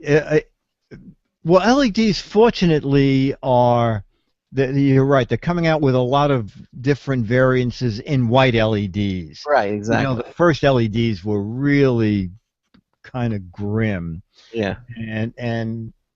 But also these are especially good for compact flash, which I say compact flash too. Compact fluorescent. Right. Very funny. The Kelvin color was like 5,000 Kelvin, which was a brilliant white light, and people don't want that in their homes. They want more of a subdued, more closer to sunlight, or a lower Kelvin rate. And now they're starting to produce this lower Kelvin, like 2,700 Kelvin or thing, in LEDs, right. And they are starting to come out with them. But this is a way now to what we don't have yet in great quantity are different color LED bulbs. I don't think anybody makes a lot of different color compact fluorescent. But these little guys are called Moody's, and Moody's are actually light bulb covers that is an inexpensive way to customize CFL and LED bulbs. So if you want to, really knock down the light in the bedroom, make the bedroom kind of a pinkish hue, whatever color you want. They do about a dozen of them, and they're inexpensive. On the company website, they're $3 each, or you can buy, I think there are a dozen in their rainbow assortment, and that's $20. As of early August. But it's a really easy way to change the color of compact fluorescent and LED bulbs, and they said by fall they should be in stores. So hopefully. What are they made out of, though? They're silicon, so that they can stand the heat. I was going to say not for incandescent bulbs, which that gets way too hot. But way too hot. Yeah, but compact fluorescents get warm and LEDs get warm. So obviously, this is the same material that you said they used in bakeware and oven mitts. Exactly. So yeah, bakeware. It's so amazing. The first time someone gave me a product sample of a muffin pan that was made out of silicon. So you take this flexible pan and you put the batter in it, and then the pan can be put in the oven. It takes a long time to get the concept that this is not going to, melt in your oven along with your cupcakes to the bottom of the oven. But no, the stuff can stand a lot of heat. There you go. Okay. But these little guys are thin, so the color shines through. So not through our incandescent bulb. See, I want these. You do. I actually do, but not for the reason you're thinking. I don't need mood lighting in my house. All right. So there's no one to set the mood for. Yeah, I would use them for pranks. Pranks? I would go over to people's houses. For pranks. For pranks. Okay. Not a big fan of Frank's. They make decent pizza, but that's another story. For pranks, for going over to a friend's house, if they have, these LED lights, I will go throughout their entire house when they're not expecting it, and put one on every light that I could. I mean, for $3 a pop. And a drop cam so you can observe them going berserk. Oh yeah, oh totally. Flip on a switch and the whole room is purple. Oh yeah, you're definitely getting their attention. See, I like that. Okay. But all right. Well, but they're like little condoms for light bulbs. It looks like, That's exactly what they are. Yeah, they slip right over. What they look like. Yeah. Exactly. Ben, you like gadgets. I don't know if you can do them on glasses you already own, but the glasses I have on, you pay. They're LensCrafters. They're my prescription glasses. It's an extra. It was either $20 or $40 to make them totally non-reflective. So if you notice in my shot, even though I have a lot of light shining directly at me, you can see straight through to my eyes. It just kills. Ben's eyes are kind of glowing. I need that so bad. I can see.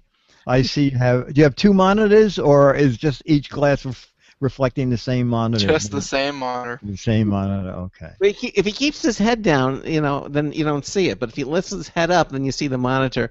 There it is, glowing in his eyes. I need it. I knew that they had a couple different coatings. I did not know they had a non-reflective one, so I definitely need to look into that. No, it works great. All right, well, we'll have to get that. Listen, we're at the bottom of the hour, but we're going to continue on with Dick DeBartolo. We're going to come back and talk about the total eclipse, and we're not talking about the sun, okay, or the moon, and also something called the eye blazer. Some of the things that we're going to be talking to Dick about. This is the Computer America Show on the Boost Radio Network, on the Blog Talk Radio Network, on the IRN Radio Network. Dick DeBartolo, the GizWiz, continues on with us right after these words. This is a special alert to all Americans who own a vehicle with less than 120,000 miles with an auto warranty about to expire or no warranty coverage at all. Due to a decline in the economy and major car companies filing for bankruptcy, Cover America Auto Care has announced revolutionary, inexpensive mechanical breakdown coverage that is now available to the general public to save consumers thousands on auto repairs. An open phone line has been established for drivers to call who own a vehicle that is less than 10 years old for a free 5-minute quote and to see if you qualify. The number is 800-483-2514. Drivers who are covered with this auto protection will not have to pay for a covered repair again. This is the auto coverage now sweeping across America at a fraction of what dealerships charge and is now available to the public by calling today. The number to call is 800-483-2514. 800-483-2514. That's 800-483-2514. Don't complain about your cable bill going up and up and up. Do something about it. Grab a pencil and jot down this special number. 1-866-663-MyTV. The more cable TV rates go up, the better digital satellite TV looks. So, disable the cable and get more of your favorite channels in 100% digital quality for less money. Call 1-866-663-MyTV right now to sign up for packages starting as low as $19.99 and up to 4 rooms. And there's no equipment to buy. That includes your free HD TV upgrade, your free DVR upgrade, and your free professional installation. And the best part, the pristine digital picture and sound. Call 1-866-663-MyTV. So, what are you waiting for? Pull out your major credit or debit card. Call 1-866-663-MyTV. 1-866-663-MyTV.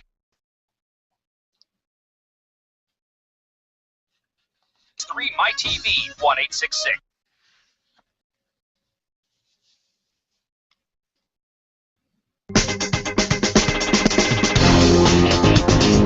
Hi, this is Marty Winston for Computer America with a News Tips Bulletin Review of the Klecker Graphite Knife.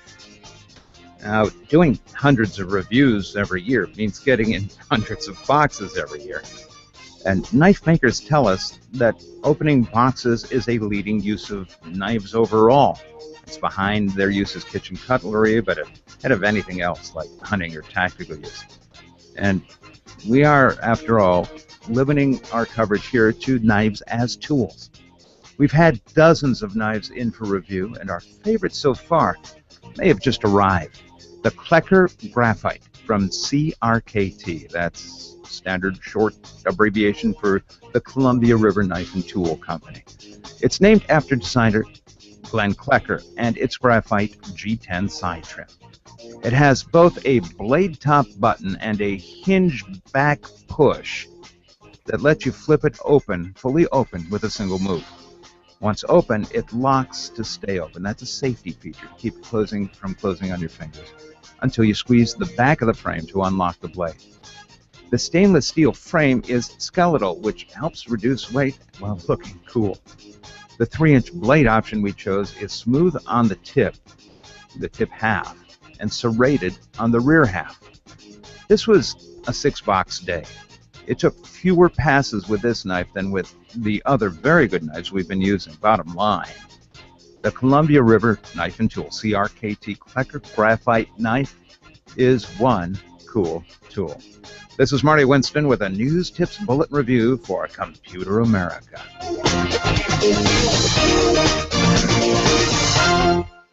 Welcome back to the Computer America Show. We have Dick DeBartolo with us, and we are doing gadgets that he's found.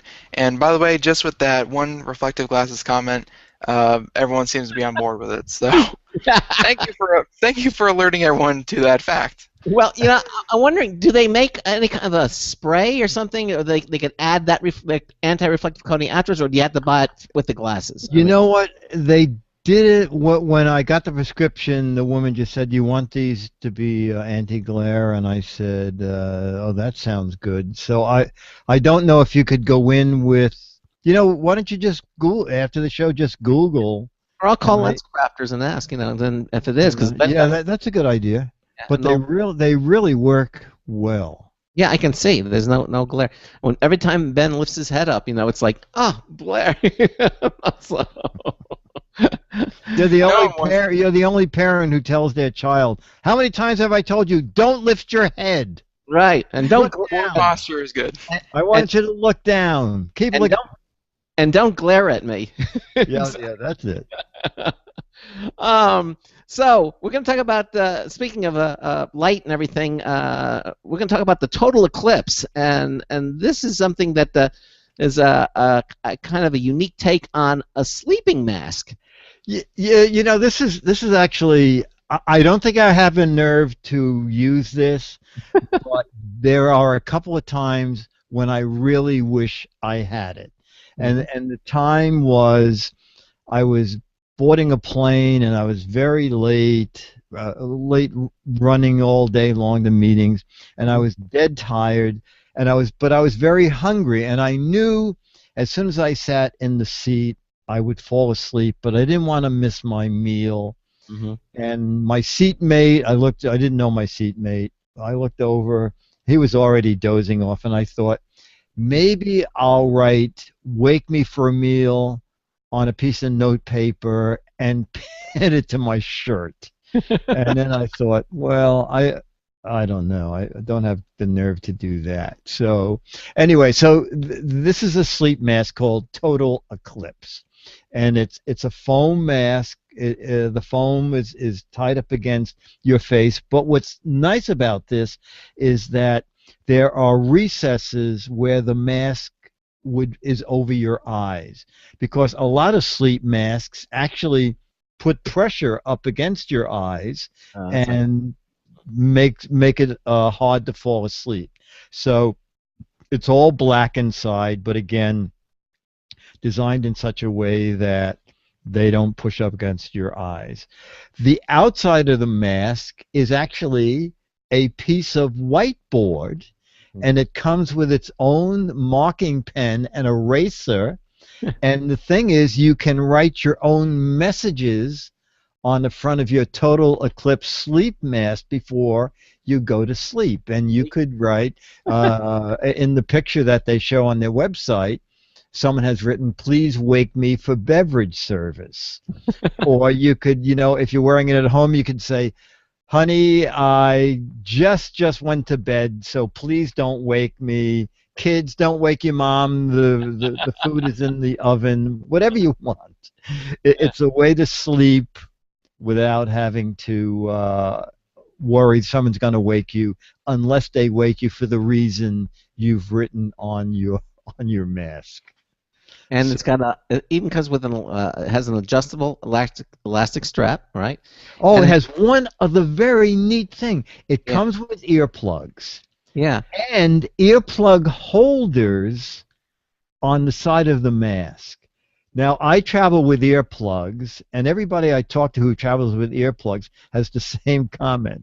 When you look for them, they fall into the bottom of your bag, or you're not sure in which pocket they are. So this sleep mask not only includes them, but there are two little slip-in pockets where you store the earplugs. So $25 on Amazon. So I think it's kind of clever. And you can leave messages for the stewardess, you know. Yeah. I'm just looking. I forgot. Instead of saying "wake me for food," you could write just "please leave food on my tray." Or how about "wake me if there's engine trouble" or something like that. Yeah, that would be good. That would be good. Yeah, right, exactly. They have that would be, I think, the definition of a rude awakening. Yes. Oh, that's good. Yes, they don't have a sense of humor, you know, in airports with things like that, though. So you be careful. You're absolutely right. You're not these days. No, it was interesting because I mean I saw the sign that when the airport says humor is not is no excuse. You know, you can't something along those lines. It's that you can't use humor as an excuse for. Yeah, no. Yeah, exactly. Because I mean, too many people were doing it, and so then enough so they had to print a sign. Anyway, so for getting back to some of the other things here, for those of you who are looking to enhance your experience using your smartphone's camera, this is something called the iBlazer. This is if you need more light, for example, and the flash isn't going to do it, so iBlazer to the rescue. Yes, this is really, you know, we were talking about how you can travel now and have a complete studio in a tiny little bag. Right. This is going to go with me to a CES because sometimes there's just like you want to shoot a product. So the iBlazer is a tiny, it's 1 inch by 1.5 inch. A 4 LED light array, and it plugs into the headphone jack, but it is not drawing any juice from your camera. It has its own little built-in 200 milliamp battery, and it comes with its own little charger, and after you charge it, you push the on button once quickly, and all 4 lights will it'll quickly go 1, 2, 3, 4, and you'll see it circle all 4 LEDs. That means it's 100%. If 3 of the LEDs light, 75%, and 50, and then 25. That way, you know the battery is set to go before you take it out. So you can plug it into your phone. It's not every phone, but most of the later phones. So it will automatically sync and be your flash. You can set it so that it goes off along with phone flash. You can put it just on if you want to use it as a video light and leave it stay on. Yeah. When you download the app, there is a slider dimmer on your phone. So you can go from 1% to 100% to adjust the light. So the LEDs are dimmable, is what you're saying. Dimmable, right? And dimmable through the app. Okay. You can even use this is very clever. You can get a headphone extension cord and plug that into your phone. Then you plug the iBlazer into the end of the extension cord, and now you can use it as an off-camera flash.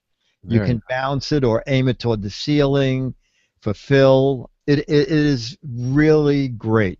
On one charge, you'll get about 500 flashes if you're using it as your camera shutter, matching it with the camera shutter. But if you're using it as a video light, it's 40 minutes in full power, And you have, even off camera, the video light has high, medium, and low. So if you're not using the app, you can still adjust the output of the light. And then the final thing is, it comes with a tiny little stand. So if you want to stand it up near a product that you're trying to get, but the stand that it goes in is designed so that if you have an SRL camera, it will not sync with it, but you can slide it into the SRL camera as a cold shoe. And that way the camera, you can add light at will. So it's very clever. It was a Kickstarter project that raised, they wanted something like 50,000 and they raised 150,000, something like that. Almost $100,000 more than they wanted. Comes in black and white and it's under $50. It even has a little diffuser too, right? Yes, it has a little plastic diffuser that comes with it, and it comes in a tiny little cloth bag that all the accessories are in. So it's really neat.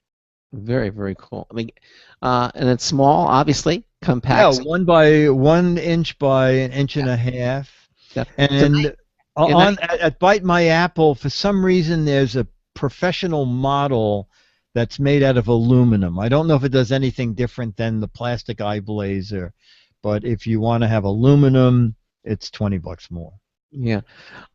So now you see, that's what I'm saying. You can carry all these sophisticated lighting and everything that used to take, bags and bags, and now it's tiny. You fit in the palm of your hand, and there it is. You have your own light source.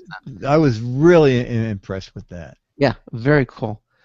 All right, so now let's continue on.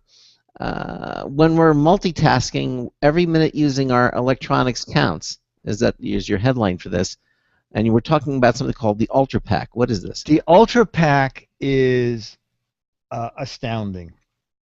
So, okay, I was really impressed with the iBlazer. I'm really impressed with the UNU Ultra Pack. So we've all done this. You get up in the morning, you forgot to charge your phone, and then you go, oh, I don't care. I'll just carry my external battery with me, and I'll be good. And then you go, wait a minute. I never charge my external battery. And you know that charging either one of them is not a quickie affair. No. So plug a UNU in with the cord that comes with it.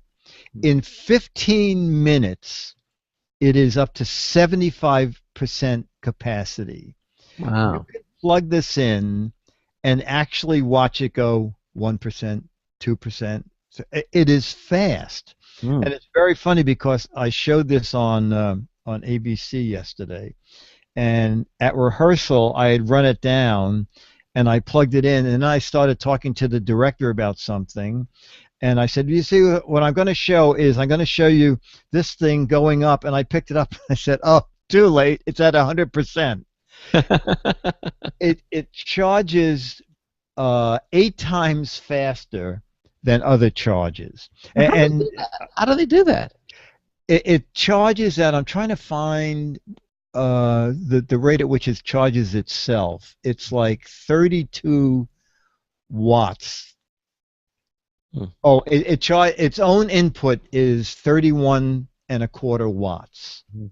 So it is really fast. Now you have to realize, now you go out and you can plug your phone into this, and your phone charges at whatever your phone charges at. Right. It's just that you have all the power with you. If you're traveling with a tablet, they make a 10,000 milliamp version. The little guy is $50 or $60, and that can easily go in your pocket.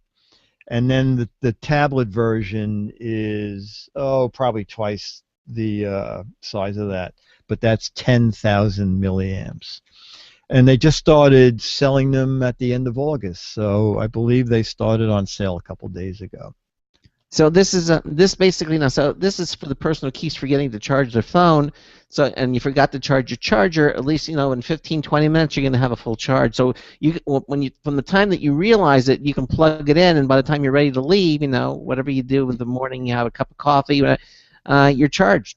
You're done. Exactly. Yes, this is 75% charge in 15 minutes. I actually put a stopwatch on it, and in exactly 15 minutes, my 3,000 milliamp LED readout was at 76%. So it actually was a percentage over what the company said.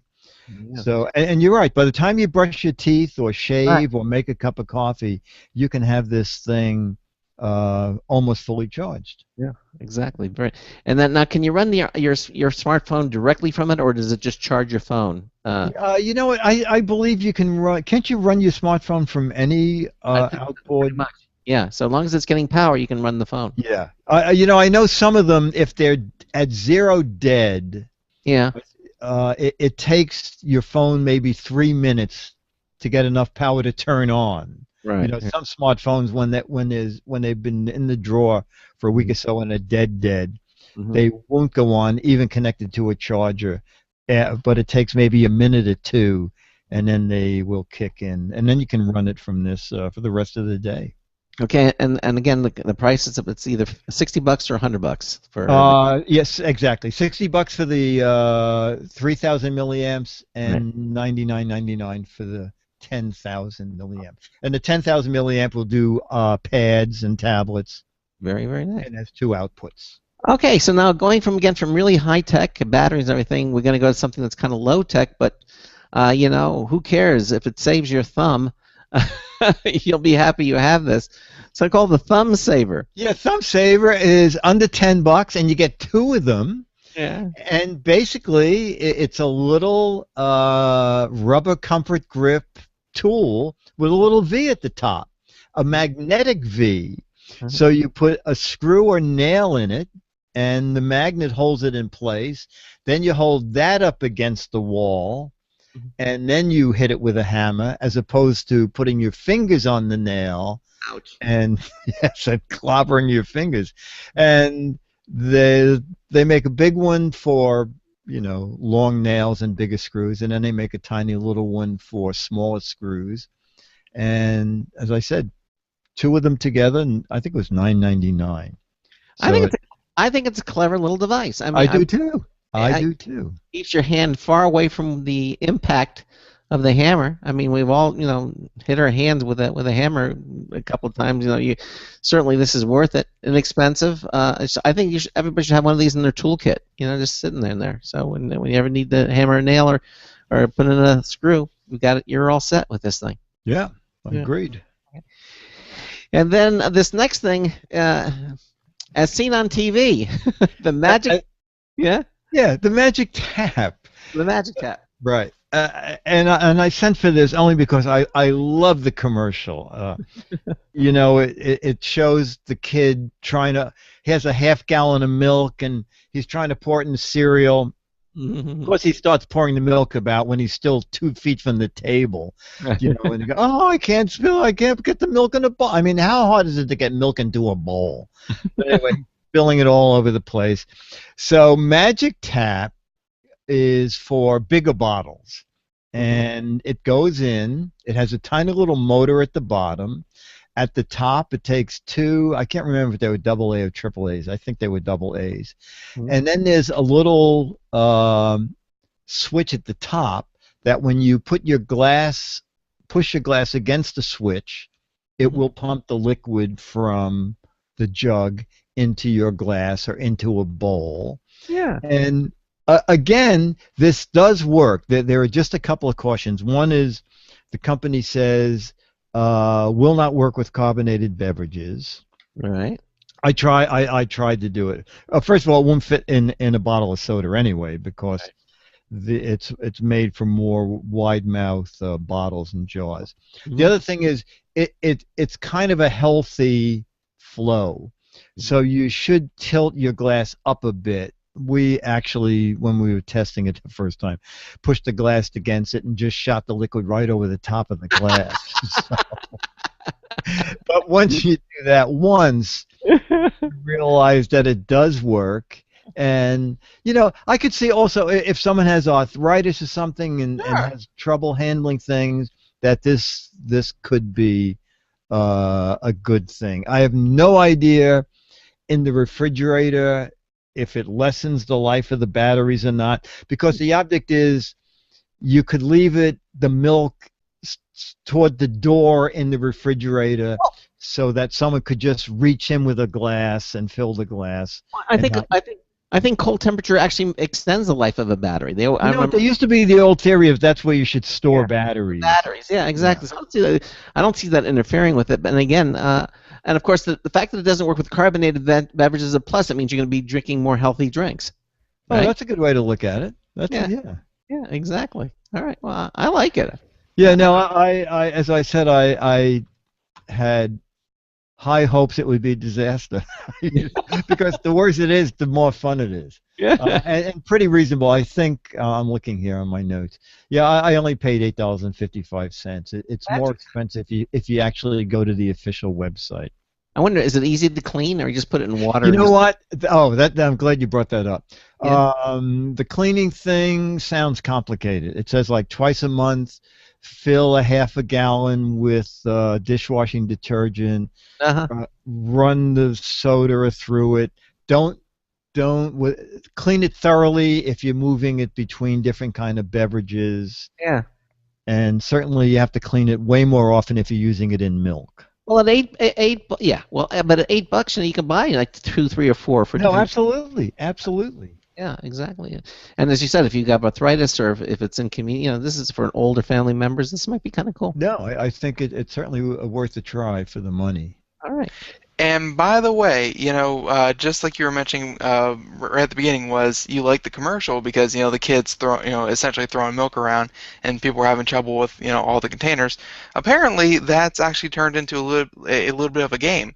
Is that you yell at someone infomercial and then they have to treat it like they're in an infomercial, and they just mess up. Like if they're doing dishes, you say infomercial, and then they have to go and mess up doing the dishwasher. Because if you've ever seen an infomercial, they mess up mopping, doing dishes, cleaning a window. Like everyone's just throwing their hands up in there, and they don't know what they're doing. No, I love. Or someone said, trying to flip an egg, and they don't try to flip it; they just throw it over their shoulder. Oh yeah. Well, you have to have a host who's got a real sense of humor to let you say infomercial and let you spill milk and soda all over, milk and juices all over your kitchen floor. Well, we have time for this last one here, real quickly. They're called the No Caro. No Caro is a great company. They make solar-powered lights, and the object of the company is to get people, actually in third world countries, off kerosene, which is no caro is short for no kerosene. But they make very inexpensive solar-powered lights. The Prima 202 N202 is one of their newest. It's $17. Goes on automatically at night. Will not go on if there's light in the room. And then they have for the first time, a really high-featured one, which has a built-in battery. I'm just looking here. It has a phone charging port. Okay, this solar light has a 1400 milliamp battery in it. So not only can you use it as a solar light, but in an emergency, you can use it to charge your cell phone. Very cool. And what are the little colored lenses? You know what? I'm not sure. I meant to add the guy who owns the company is Steve Katsouris, and I meant to ask him why he included a red in. I guess if you're in a tent or something, you don't want bright light, and you want to have atmospheric lighting, you can. Yeah. There's also a diffuser in there if you want to just have a very low mood lighting. Very, very nice. Okay. So, Dick, tell us what you're up to. Well, you know what? October Mad just came out. I'm very happy about that because it has a 5-page satire of Shark Tank in there. Have you ever watched Shark Tank? Yes, briefly, not really. Oh, okay. Well, the funny thing is there's a guy named Damon John, and a PR lady wrote me and said, he's going to start making electronics. Would you like to meet him? And I said, he's not going to want to talk to me after he reads my satire. And a couple of websites had put up several of the panels. It turned out his PR agency liked it. He liked it. He tweeted it. Lottie Grenier from QVC is also lampooned in it, and she liked it on Twitter. So it's getting a lot of play. So the October issue of Mad, and in that same issue, I have an article called "The Good Things About the Positive Things About the Time Warner Comcast Merger." You can stop arguing over which of the two is worst, because they'll be merged into the really worst company. There you go. Hey, I think to be lampooned in Mad Magazine is an honor, and you should look at it. You know, it's very funny. I put Leo Laporte in it, and I put the co-host of my show, Chad, in it. Yeah, maybe one of these days they were all thrilled. Maybe one of these days you'll put us in there too. Yes. Okay. Hey, Dick, listen, always a pleasure. Thank you so much for being with us here on Computer America. Again, we look forward to your new website's looking great. Thank you. Thank you. And yes, Ben and Aaron both did that, worked on that. So listen, thanks again for being with us, and we'll see you next month, all right, on Computer I'll be here. All right, Dick, thanks again. Take care. All right. 60 seconds. All right, well, that wraps it up here for this on the Computer America show. Coming up tomorrow, we're going to have a company called GigWalk. This is interesting. You can use your smartphone to get gigs. That's it. You can become a gig walker, and you can actually earn money just by doing these gigs. And there are all kinds of gigs that you can do. And we'll talk about gig walking and how it works, and even the companies that use it. So they're going to be in the first hour, and then in the second hour, we're going to have computer and technology news, brought to you by SlimWare Utilities, the official optimization software of Computer America. So thanks for being here with us tonight, and we'll see you tomorrow night. So until tomorrow night, this is Craig Crossman, hoping that your hard disk never becomes floppy. We'll see you tomorrow night. What's driver? All right, so Ben, I have a question. Hold it.